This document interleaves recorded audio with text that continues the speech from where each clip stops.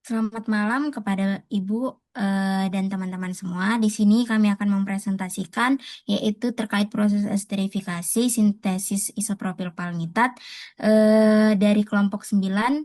Izin sebelumnya untuk memperkenalkan diri yaitu kami dari kelompok 9 dengan saya atas nama Hotmanomi Pandiangan dengan NIM 22130 dan teman-teman saya yaitu Saya Dita Lestari Sinabang dengan NIM 2246.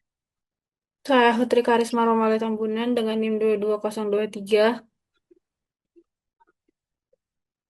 Saya Daniel S. Marbun dengan NIM 22123. Baik, jadi kami di sini selanjutnya akan membahas mengenai proses esterifikasi pada pembuatan sintesis isopropil palmitat. Nah, sebelum mengetahui prosesnya, kita harus mengetahui terlebih dahulu apa itu esterifikasi. Jadi, esterifikasi itu merupakan reaksi antara asam karboksilat dan alkohol, di mana dia akan menghasilkan senyawa ester dan produk sampingnya yaitu air.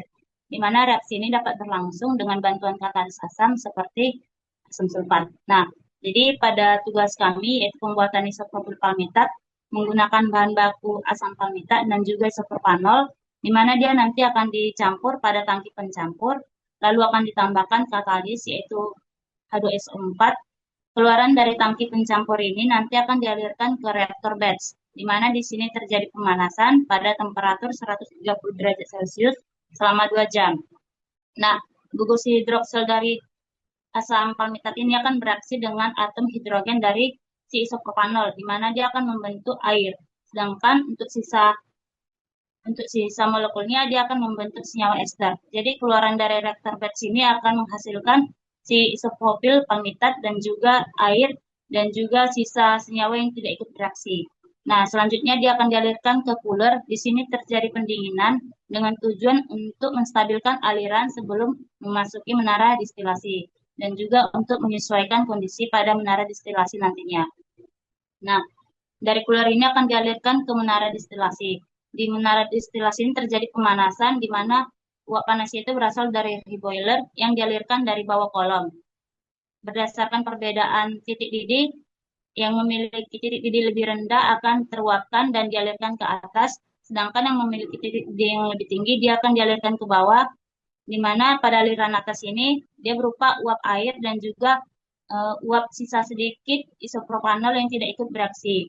Nah, dia akan dialirkan ke kondensor. Di sini terjadi penurunan suhu atau pendinginan sehingga fase uap tadi akan berubah menjadi cair. Nah, hasilnya itu pun akan dialirkan ke tangki recovery, di mana di sini nanti akan dilakukan proses recycle pada si isopropanol yang tidak ikut bereaksi dan juga pada air tadi, di mana air tadi dapat digunakan pada reboiler, sedangkan si isopropanol melalui beberapa proses recycle akan dapat digunakan kembali dan dialirkan ke tangki isopropanol.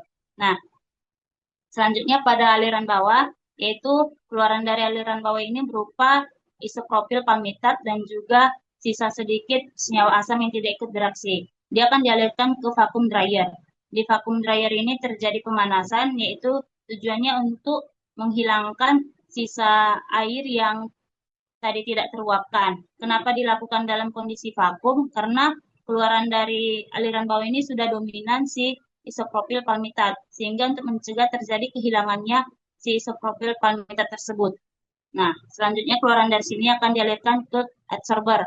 Jadi pada adsorber ini gunanya itu untuk menjerat sisa asam yang tidak ikut bereaksi, di mana nanti si isopropil palmitat akan lolos dan dialirkan ke filter. Di sini akan dilakukan penyaringan berdasarkan perbedaan ukuran partikel.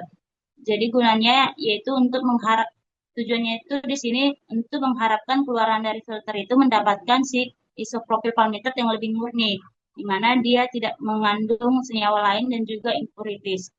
Nah, selanjutnya isopropil palmitat itu akan dialirkan ke tangki produk isopropil palmitat. Mungkin sekian mengenai diskusi kami mengenai proses esterifikasi pada pembuatan sintesis isopropil palmitat. Dan untuk diskusi kami selanjutnya akan kami laksanakan lebih lanjutnya lagi nanti. Terima kasih.